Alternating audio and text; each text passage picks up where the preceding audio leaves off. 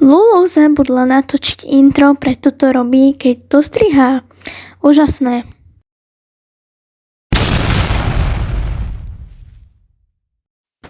Tak vás vítam teda u nového vlogícku z Banskej Štiavnice. Nevieš, ako vyzerá Štiavnica, tu ju máš. Prv sme boli v múzeu v prírode, toto bol taký exteriér a boli tam veľmi pekné šutríky, a tak som ich natočila a akože sú fashion. To tam asi ťažili, že jo?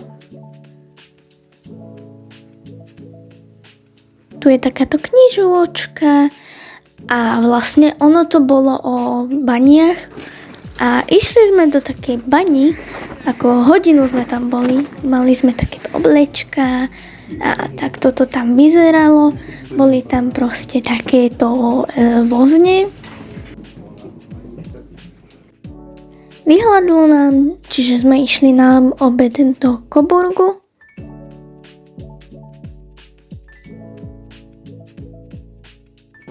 Ja som si dala takéto sladké pyrohy a kradla som hranolky. Potom sme boli ubytovaní v hoteli Salamander. Boli sme tam na jednu noc a asi takto to tam nejak vyzeralo. Bolo tam veľmi dobré, bolo to také vintage. Potom sme išli do divnej pani.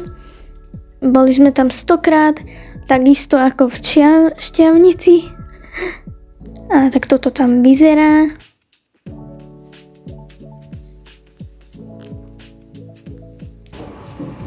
Dali nám takýto tabletík a takú malý ponuku proste. Dala som si milkshake.